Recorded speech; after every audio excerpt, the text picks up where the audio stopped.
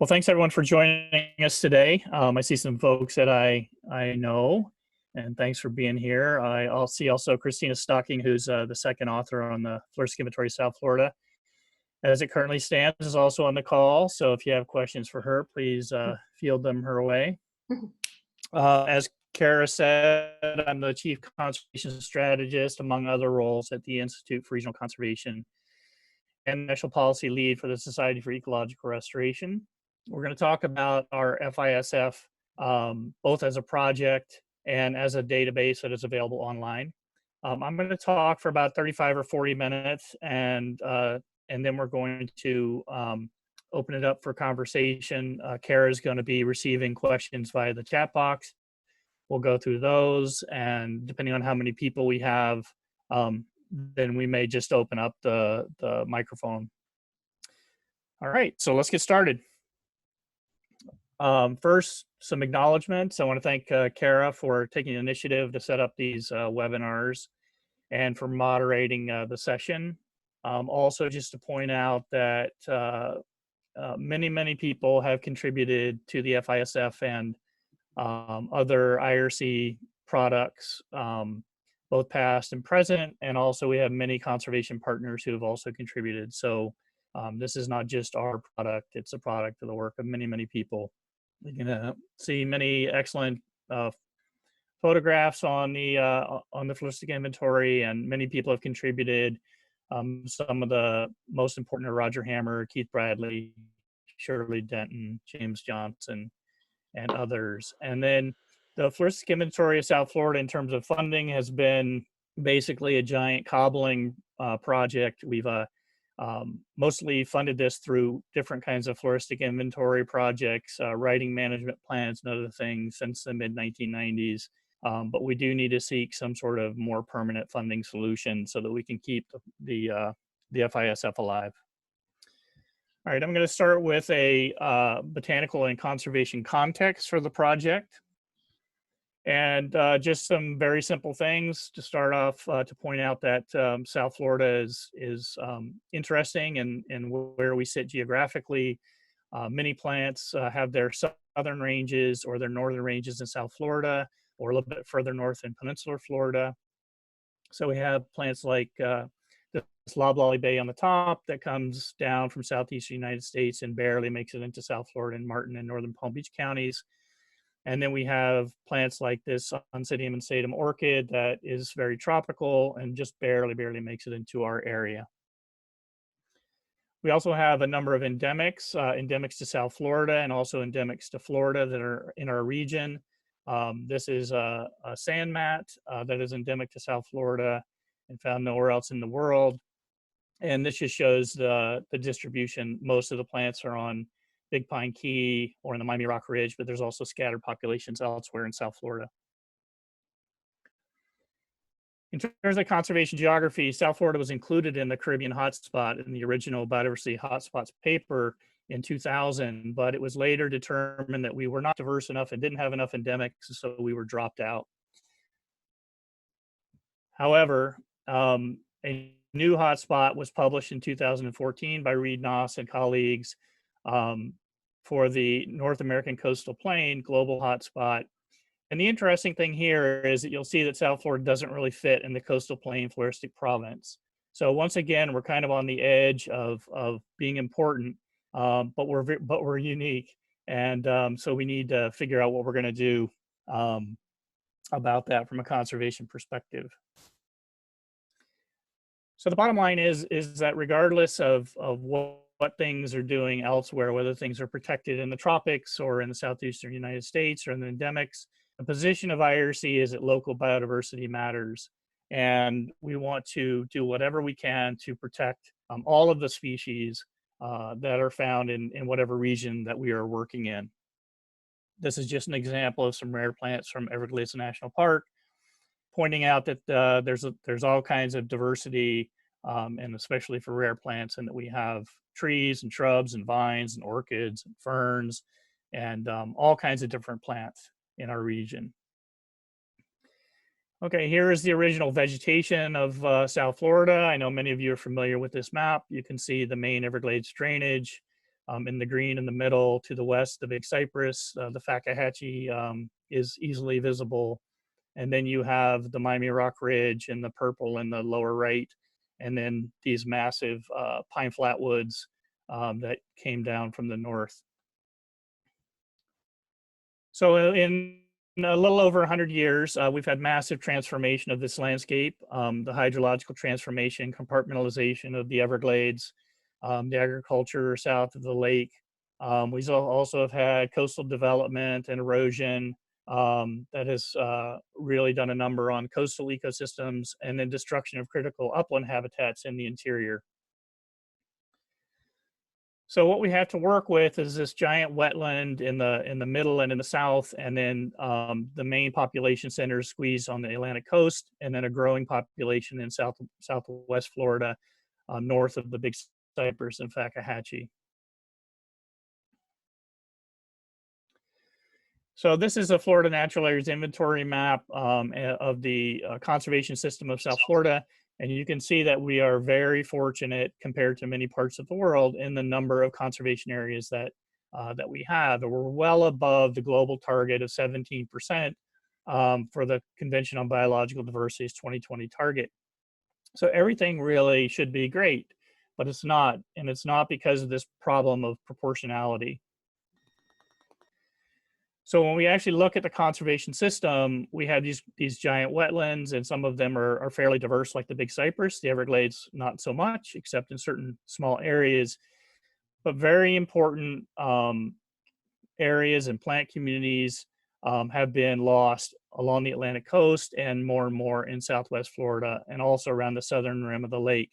So the layout of the conservation system really matters. And so we can't just have these giant conservation areas in the middle and ignore the ecosystems that are being lost in other areas. So as an example, if we look at Broward County, this is a little presentation put together by Broward County Parks. And this is the original vegetation of eastern Broward County outside of the water conservation areas. And you'll notice that some of these ecosystems like scrub forest is down to 1.13%, pine flatwoods 0.63%. So these plant communities in Broward County have really been impacted by development. And so the question is, what's left and what role can it play in terms of conserving plant diversity? Many of you may have seen this idea of nature needs half. And it's a great idea. There's different versions of this going around. And this is one map that was created that shows these 846 ecoregions globally and its position in terms of the amount of conservation area. And so if you look at this map, you'll see that central Peninsula Florida is not doing so well, but South Florida really, strikes out as doing great. And in certain aspects, we are doing great. But this is the problem with these kind of coarse treatments, is it can give us a false sense of security or a false sense of accomplishment. And so we have to really be careful about interpreting these kinds of maps. So moving on to habitat destruction and extinction, we know that habitat destruction causes most extinctions, especially in the early process of fragmentation. Here are a couple examples from Miami-Dade County. One is a local extinction, the Veronia bahamensis on the left, which was known from a single pine rockland in Florida City, which was a particular plant. In the lower right is Tephrosia angustissima, which was fairly widespread along the Miami Rock Ridge. And unfortunately, all of the habitat where that particular plant was known was lost. And so that represents a global extinction. What we know is that fragmentation leads to loss. Over time, more and more species in the remaining patches will be lost, and that's just a mathematical reality. So we need to understand better what we can expect in terms of what species are going to remain and which are going to be lost. And are there things that we can do to lower the extinction rate in the patches that we have left?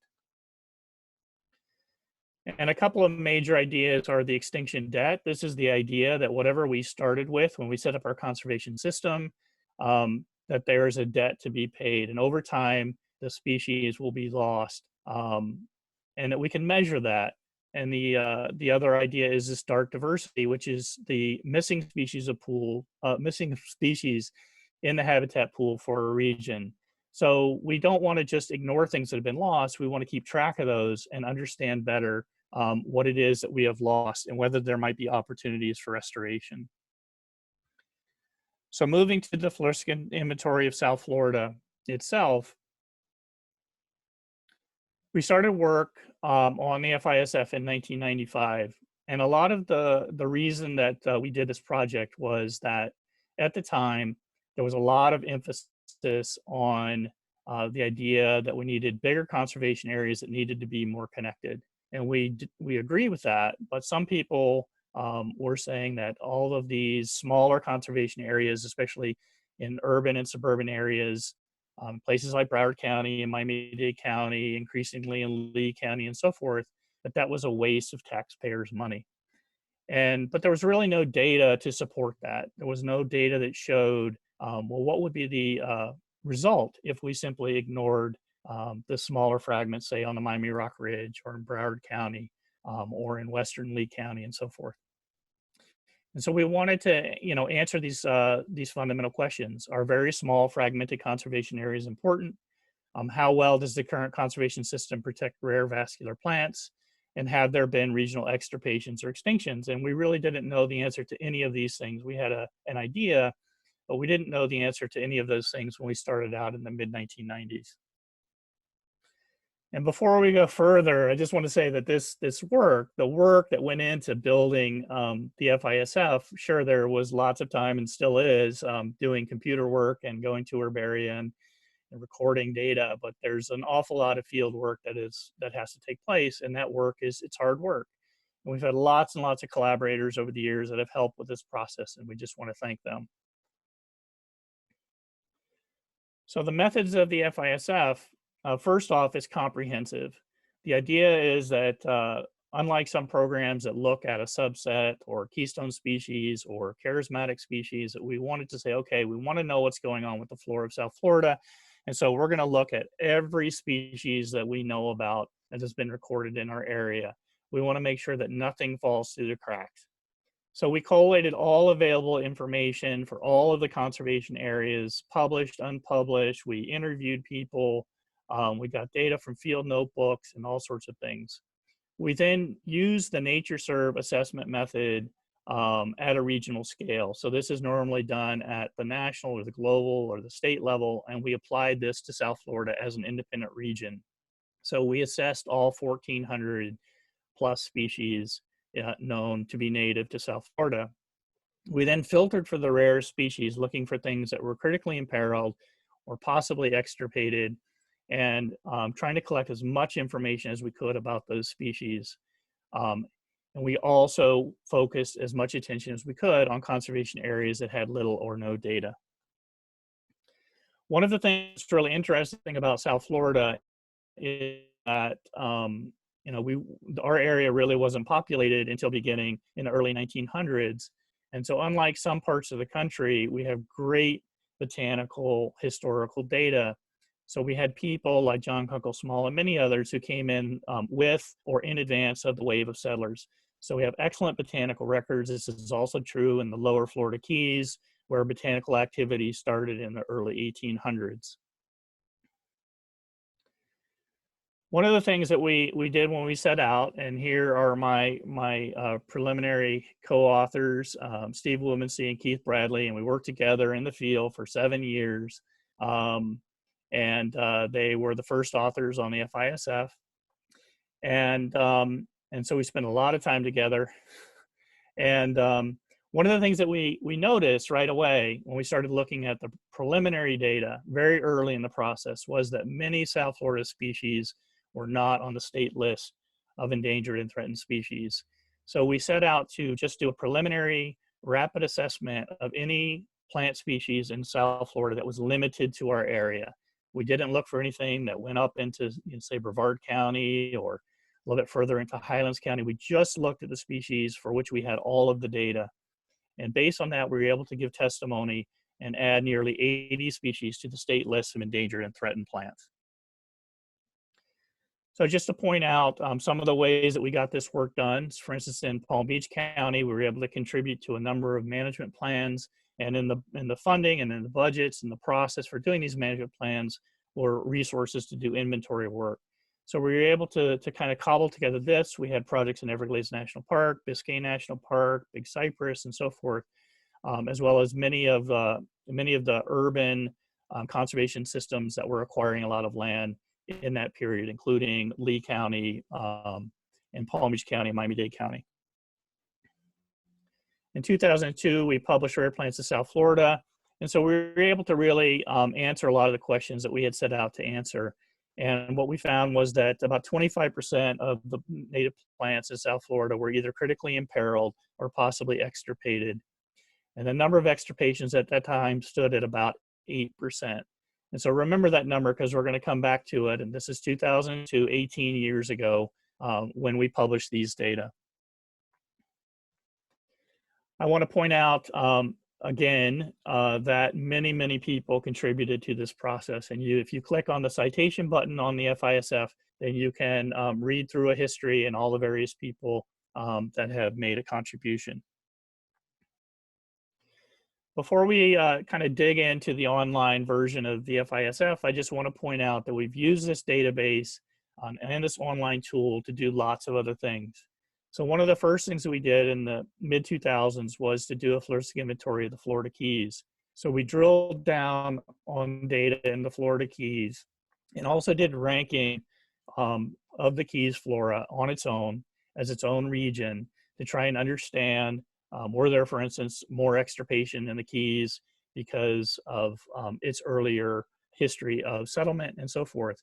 We were also able to create these notes that you can look at where we identified where each native plant in the Florida Keys was first reported or collected. And so this is a great resource if you're interested in plants in the Florida Keys because you can really get a sense of the history of the plants there. We've also used the FISF as the baseline data for natives for your neighborhood.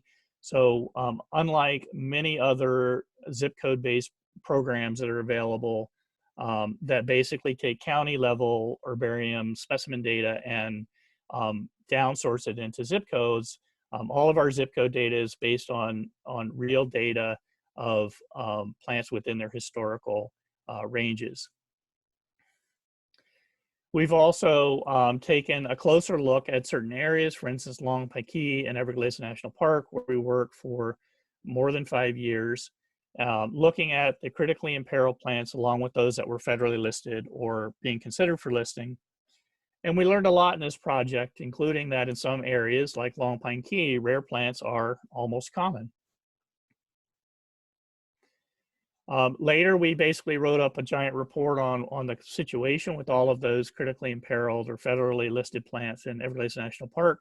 And this got a great press all over the world. This is Jimmy Saddle. He worked with IRC in the Big Cypress project originally and is now the botanist at Everglades National Park. We've also used the FISF to compile a list of species that are within the footprint of the Everglades restoration. One of the things that we've noticed is that there are no metrics for tracking what's happening to all of the biodiversity in the Everglades while the restoration project goes on. So the metrics are tied to a few species and processes, and we think that there needs to be more work in terms of actually tracking all of the species that might be impacted by the project for good or bad. And so we've created a data set to allow us to do this. We did a presentation at University of Miami and also at the Everglades Coalition meeting a few years ago. On the county level, we're working with collaborators to try and again drill down, understand using the FISF data what's going on at a local level. And in this case, Broward County, which we know has been really hard hit by development, working with Broward County, with Fairchild, with the Broward chapter of the Florida Native Plant Society. And over on the left, you can see Jimmy Lang, Courtney Angelo with Broward County, and Jimmy's also with Fairchild and IRC, who've been doing a bulk of this investigative and field work. The idea here is that Broward County in the east has very few conservation areas. and what is still there. And so we're thinking that Broward County might give us a view of what might happen in other parts of the state where the urbanization is really expanding at a rapid pace. So if we end up with, say 3% of the area in conservation, what can we expect? And Broward County can help us to understand that better. We're also using the FISF data for some larger restoration projects, including our Restoring the Gold Coast program on the barrier islands, starting in southern Palm Beach County, but this project will go from Key Biscayne through Palm Beach County, restoring lost biodiversity for which we have really great records. We're also using the FISF to try and populate a reference ecosystem for pine rockland restoration in Miami-Dade and Monroe counties, working with the SER standards to understand a little bit better or create a model for, or if we're going to do restoration of this ecosystem, what are the species that we should expect or try to restore as part of that process. And finally, we're able to document the major causes of local extinctions in South Florida. So we know that historically habitat destruction and collecting and drainage caused most extirpations, but now we have a whole bunch of other drivers, including invasive species, fire suppression, changes in water quality and quantity, fragmentation effects, sea level rise, and now climate change. So we're very briefly going to go through how it works. And so if you go to the IRC homepage, you're just going to scroll over to online resources. You're going to just choose the very first option, the Floristic Inventory of South Florida. And many of you are going to see this annoying little box pop up, but it's there for a reason. We need help. Managing this website is a huge amount of work, and we have to have resources if we're going to keep it going. So please excuse our pop-up window. It's supposed to only show up every day or two. And if you have the ability, please make a contribution. When you open up, when you click on the site, once you get rid of the button, you're going to see the FISF, the main page here, where we have a description of the project. And then you can see that you can look at information a whole bunch of different ways. You can look at all of the plants. You can look at plants by conservation area, by county, and by habitat. And there are also a couple of search features. So if you click on Plants of South Florida, this is the page that you're going to get, and it's going to default by alphabetical. And you can choose whatever letter that you want to look at. You can also group by family. So if I want to, say, understand, take a look at all the hickories of South Florida, I can do that. And I can see that there are 3 native and 1 introduced hickory in South Florida. And this is true of, any family can go in and take a look and see what's going on. When you click on any species, you're going to get a page like this. So at the top is going to be a picture. Then you're going to have the data, the family, the group, what is its primary habit in South Florida, is it a tree, a shrub, a vine, etc. Some text on the native range, some rare species data, and then this has way more content in the comments than you would normally see. But some do have quite a bit of text associated with the records. So we're going to look at Gumbo Limbo here, and what you can see is that if you click on this map of select IRC data for Peninsular Florida, then you're going to get a map, and it's going to show the distribution of the species. And mostly this distribution, all of those green tags are for conservation areas. There are a few other areas that we've included in that process. So in contrast, you have this rare plant, the hoary wild pine, Tillandsia pruinosa from Southwest Florida. And in the blue down at the lower left, you can see that there's all sorts of different information about the way that various organizations have ranked this particular species, including IRC. In some cases, plants have been moved beyond their native ranges. And so we tried to find a way that we can show that. So in this particular case, you have all the resources that you need to understand what's going on with mahogany. You have the link to the Atlas of Florida Trees, so you can see the original range in the lower left. And then our map is going to show the green where the native range is, and then the brown is going to show you all of the different conservation areas where mahogany is naturalized from cultivated plants. So when we're talking about natives to your neighborhood, we're saying, okay, maybe we don't need any more mahogany because it's moving way faster than it would in response to any kind of climate change, especially since it has large wind dispersed seeds. In the future, we're hoping that, say, the Atlas of Florida plants might um, not use all green to color in all the counties. I know there's been talk about trying to find a way that we can show native and naturalized ranges for native plants, and that sure would be an improvement. At the bottom of each account, you're going to have photos. I picked this one because I wanted to make another point while we were talking about it, which is that our databases are tied together. So we have a database for Puerto Rico, one under development for the Bahamas, and under development for the Yucatan.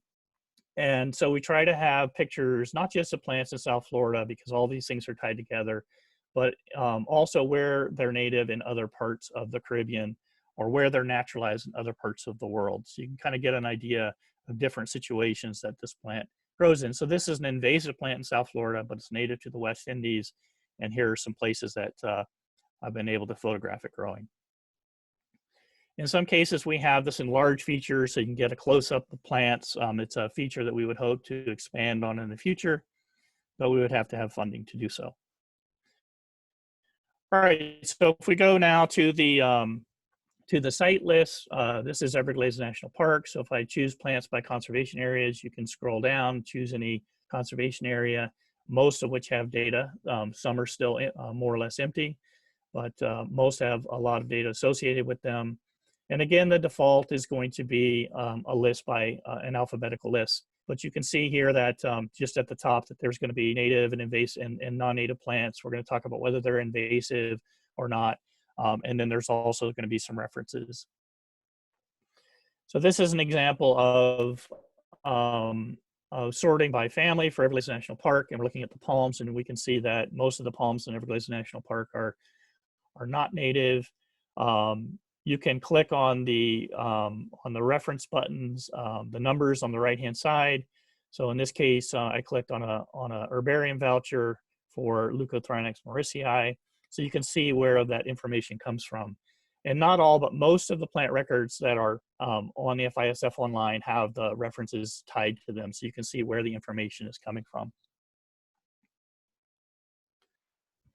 At the bottom, you'll have a list of the references, and I just wanted to point out a couple things. One is that wherever we can, moving forward, we're trying to actually load the original data from where the reports of the records are coming from.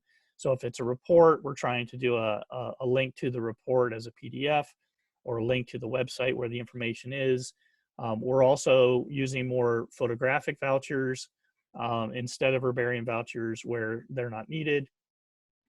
More and more, we're trying to use iNaturalist or web pages on Facebook, for instance, to keep the original information there and link directly to that information so that we don't have to curate all of that information, which is a huge burden economically and just logistically. All right, moving on to habitat. So basically what we did is we took the Florida Natural Areas Inventory System and we accepted that. And so we have all of the plant communities that are recognized by FNA, the description and a link to their website. We also have some other habitats that we recognize, such as disturbed upland and disturbed wetland and things like that allow us to provide information on weedy plants as an example. And so you can click on those habitats and you can get lists of plants, native and naturalized plants that are known from particular habitats or ecosystems. You can also get plants by county. And so this is Monroe County Keys. Again, you just can click on the county and you can get a list of the things that we have in our database. There are new county records that you'll find on the Atlas that we have not been able to load to date, but we're trying to keep up as much as we can.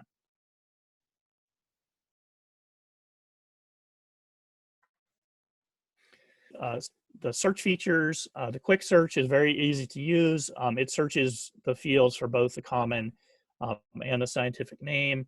So in this case, I've just chosen pine, and so it's given me 83 results. So anything with pine in it in either the scientific or common name is going to display here. So you can do this to look for things that are called grass or whatever, tree. And it's a great tool. You can also pull up genera very quickly instead of having to go to the checklist and so forth. So it's very simple to use, very fast, and the only thing I would say is that if you have trouble finding something, use fewer letters, because if it's off by one letter, it's not going to display. Then looking at the advanced search, there's this is a pretty powerful tool, and there's 3 different ways that you can use the advanced search. One is to look at all of the plants, one to look at the conservation areas, and one by county. In this particular example, I'm looking at conservation areas. I've chosen the Fakahatchee strand, and I want to know how many native epiphytes have been recorded in the Fakahatchee. So when I produce that the results of that query, I get a list of 52 taxa that are native epiphyte for the Fakahatchee. And so again, this is all hyperlinked, so you can click on any of those species and go to those individual species accounts. Again, I want to emphasize that the IRC Heather in the same database, and we try to basically find ways of strengthening each of the products when we advance in another. So one example of that is we're moving Native Sphere Neighborhood northward in Florida. We've had a lot of interest in doing that. We've been loading data for zip codes, so we're almost up to the Tampa Bay area, and the blue line kind of shows you where we have good data below that and where we're adding data above that. And this will also has led to conversations about doing a floristic inventory of Central Florida. We've been discussing this for literally for decades, because with all of the development occurring in Central Florida, with the scrub and the coastal communities, et cetera, the loss of the flatwoods, that doing another floristic inventory that is able to also do the regional ranks for Central Florida would not only help to populate Native Sphere Neighborhood with good data, but also help conservation in the rest of the state.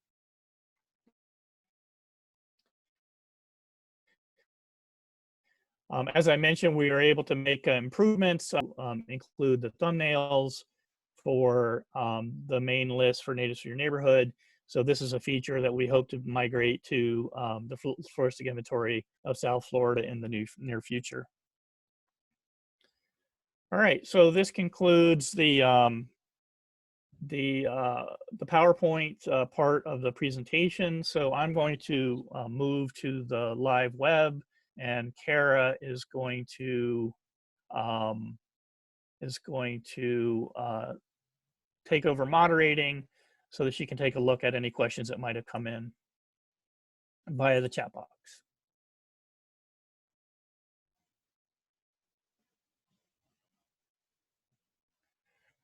All right. Kara, can you see the IRC homepage? You're on mute. Kara is on mute. There we go. Yeah, we can see the homepage. Okay, great.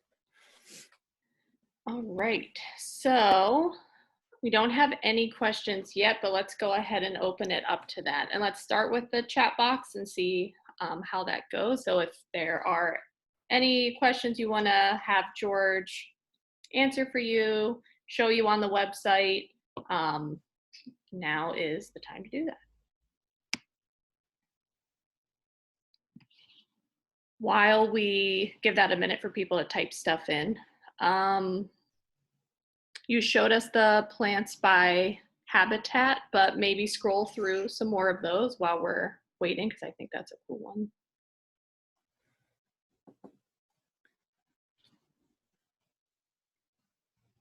Yep. So you can just see the, all of the different habitats that are represented in South Florida. Obviously, we get coding issues just like everybody else. So there's some text over there on the right-hand side for dry prairie that need to be fixed. So that actually is a point that this is an enormous amount of information. It's an enormous amount of coding. So if you see things like this, please send me an email and let me know. If you see errors or omissions, please let us know. If you have data to submit, please send it.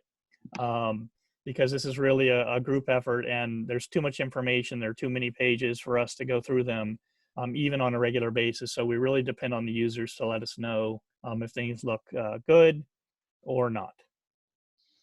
Yeah, so we're starting to get a few questions here. Joan says, will you be moving north along the coast eventually? Yes. So for Natives for Your Neighborhood, we have already entered all of the beach dune and coastal strand habitat data all the way north to the Georgia line. I just did some field work in January to ground truth our data. Have a little bit of work to do. So if you know people that live on the barrier islands, then please go to Natives to Your Neighborhood and check out that that area. What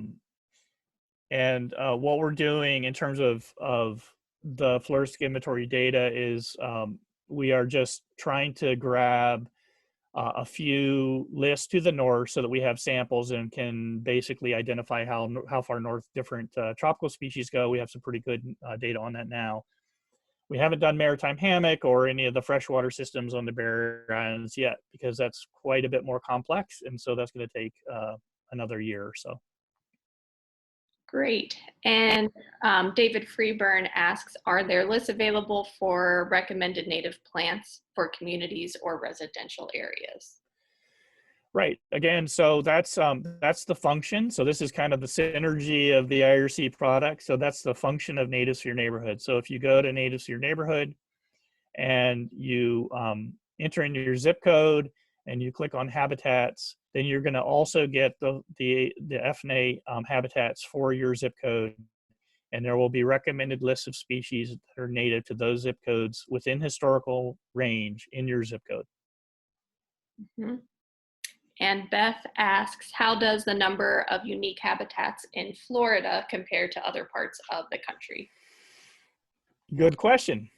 I suspect, I don't know, but I mean, Florida is very diverse in terms of the number of species and the number of habitats. However, Florida is flat. It also doesn't have very complex soils. So I would suspect that in when you go, even going from Florida to the Caribbean, to the West Indies, where you have more complex volcanic soils or serpentine soils, and et cetera, or you have elevational changes, then you're going to get a lot more different kinds of habitats. So in certain regards, Florida will be not as diverse as other places, but this tropical temperate endemic matrix that we live in is very different. And so moving across Florida, you may have even the same habitat, for example, but the species composition within those habitats is going to change every few miles. It doesn't take 50 miles for the composition of a habitat to change drastically. Great. Any other? Okay. Is the Davis vegetative map available for public use? Yeah, that's public domain as far as we know. And you can find it online. There's people that have scanned it and taken pictures of it, and there are many versions of it online. Will there eventually, this is from Christina Stocking, will there eventually be the option to group by family on the habitat and county pages? Yes, as soon as she gets that done. Sure. So there are lots of things that like that. And over the years, we've had people make suggestions about stuff like that. And some of them end up being very simple. So adding that group by family for habitat or county or as a result of the advanced search may be a simple thing. And so keep the ideas coming. I have a list and I'm aware of that. So when we do get small amounts of funding, sometimes we can get some of these things taken care of.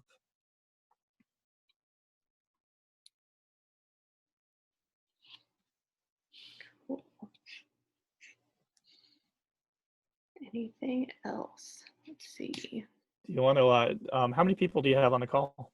Right now there's 21.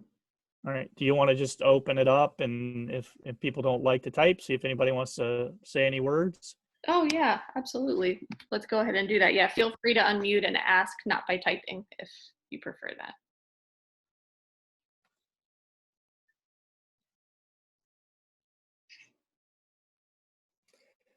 All right.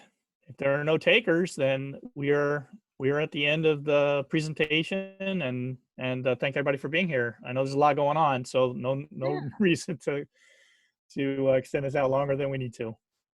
Yeah, well, thanks so much for joining us, everyone. And feel free to follow up if you think of something later that you didn't ask today. I'll put my email in the group chat and I can pass things along to George. And we appreciate you being here today. Thanks. All right. Thanks, everybody. Have a great day. Yeah, you too. Bye. Oh, yeah. Thanks, Aaron.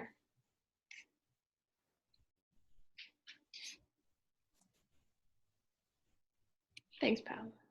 Thanks, Christina. Thanks for coming on.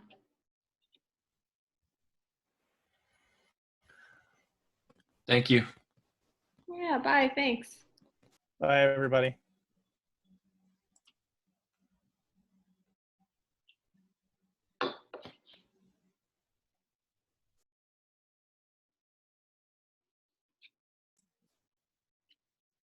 Oh, thanks.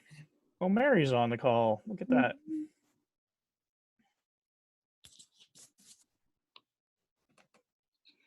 All right. Who's E318008?